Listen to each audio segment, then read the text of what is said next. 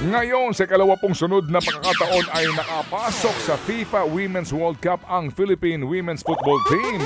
Nakuha po ng Pilipinas ang makasaysayang World Cup ticket matapos nga pong talunin ang Uzbekistan sa AFC Women's Asian Cup Play-In. Final score 2-0.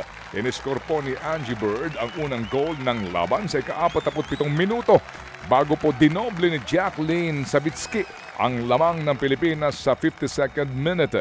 Tinangka pong mag-comeback ng Uzbekistan pero umiral po ang mahigpit na depensa ng mga Pinay. Una nga pong nakapasok sa World Cup ang Pilipinas noong pong 2023 kung saan po nakuha nila ang makasaysayang panalo kontra New Zealand.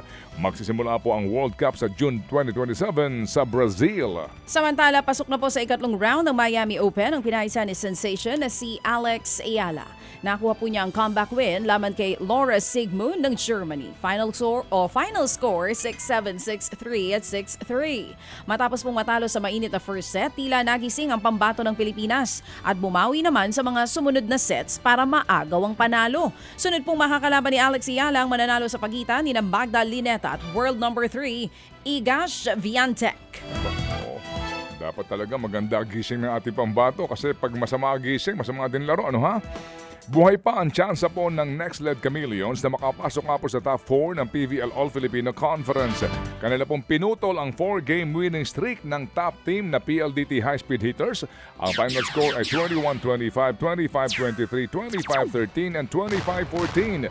Tinapos nga po ng Next-Led ang elimination round na meron pong 5 and 4 win-loss record. Pero kailangan pong matalo rin ng ang Akari Chargers o Creamline Cold Smashers sa huli nilang mga laro para makapasok sila sa qualifying round. Ito ho naman ang kalawang pagkatalo po ng PLDT sa 9 na laro pero pasok sila sa next round.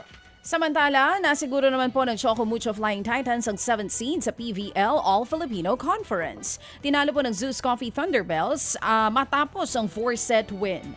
Final score 27-25, 22-25, 25-16 at 25-19. Nanguna si Idol ang nag-iisa Cici Rondina.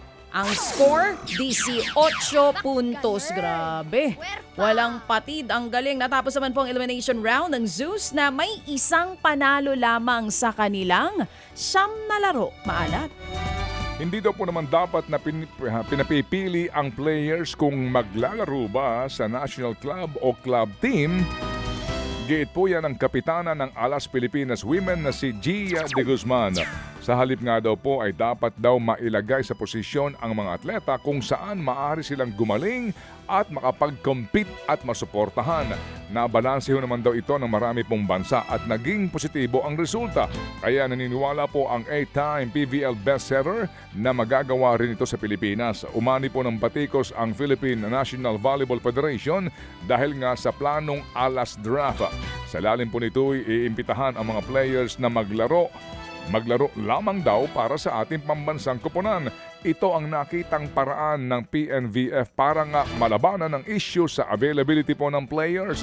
Nauna po sinabi ng PNVF na bukas silang makipagdialogo sa iba't ibang mga stakeholders tungkol sa issue. Mga kapatid, para sa iba pang mga balita at impormasyon, sundan niyo po kami sa X, Instagram, Facebook at syempre sa TikTok, True Network PH. Mag-subscribe din po kayo sa aming YouTube channel, True Network. May website din po tayo, truenetwork.ph at pwede nyo rin po kaming mapanood sa Channel 19 ng aming True FM TV. Lagi pa rin makinig sa radyo dito po sa 105.9 True FM dahil dito, laging true sa'yo, kapatid. Ito tayo sa